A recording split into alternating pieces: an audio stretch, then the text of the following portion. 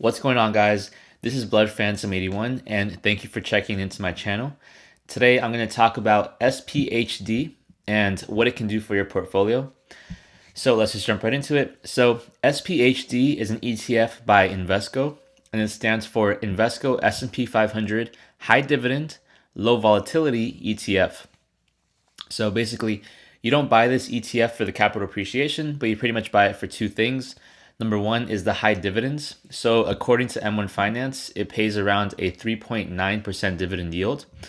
The expense ratio is actually kind of high at 0.3%, so that's not something I like a lot. But the other reason why you would buy SPHD is for the low volatility. So this is something that can anchor your portfolio. But overall, I do like this one, and I feel relatively good about recommending it. Again, the expense ratio isn't something I like, but still overall a solid fund. And I'm going to read this description of this fund, which I think is a pretty good way to put it. SPHD cherry picks the market rather than delivering the whole basket, which is true. It's not something like SPY or VOO, which attempts to represent the entire S&P 500, for example. And it's not equally weighted either.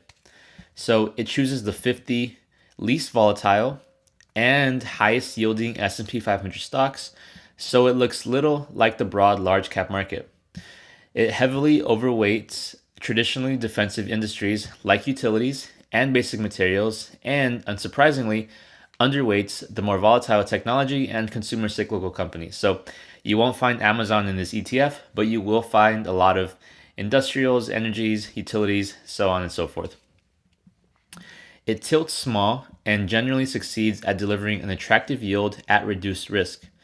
SPHD trades briskly with minuscule spreads, while large investors will find excellent underlying liquidity for block trades. While its expense ratio is a bit steep for a large cap ETF, SPHD compares more favorably to other dividend seeking funds, and tracking is pretty tight. So why don't we look through the sector distribution? So the vast majority is utilities and real estate. And then the next largest sector is consumer staples, then energy. And then on the smaller side, you have things like materials and IT and healthcare. And healthcare and information technology tend to be a little bit more volatile, which is clearly what this fund is not aiming to go after. So some of the holdings are things like PPL, Southern Co, Duke Energy, Dominion Energy, Entergy Core, First Energy, clearly a lot of energy stuff, and even some REITs over here. We've heard of some of these, such as Realty Income and SPG and IRM and CCI. Those are probably some of the more popular ones. There's a lot of consumer staples, which I love having. A lot of these companies in general are also dividend aristocrats, which pay you at least maybe 3% in dividend yield, and they increase their dividends every single year. So that's the exact kind of stock that you want to get into. With some of our favorites, such as Procter & Gamble, Kimberly-Clark, Coca-Cola, Kraft Heinz, Kellogg, Altria, Philip Morris. I personally don't like investing in tobacco, so it's fine. It's not a big deal. But yeah, I will definitely link this in the description below so you guys can check out every single one of these holdings. On communication services, we have things like AT&T, Verizon, and so on and so forth. You guys can check this out yourself. Now, I took the liberty to recreate this ETF using M1 Finance. And I will definitely link this portfolio in the description below, so you guys can use my link if you guys want to sign up, or just use this ETF as something that you want to invest in. So I attempted to also get the right targets. Basically what I did was I rounded up for the ones that were 2.5% and above. So for example, there were a few holdings which are 2% and above, such as Philip Morris and Realty Income and AT&T. So for all of these, I made them 3% on M1 Finance, because on M1 Finance, you can't do 2.5% or 2.4% or something like that. So I increased those to 3%. The rest of them were 2%. And for the 7 smallest, I made 1%. So all in all, it's pretty similar to what you can expect from the real SPHD. Obviously, the huge benefit of investing with M1 Finance is to be able to recreate ETFs.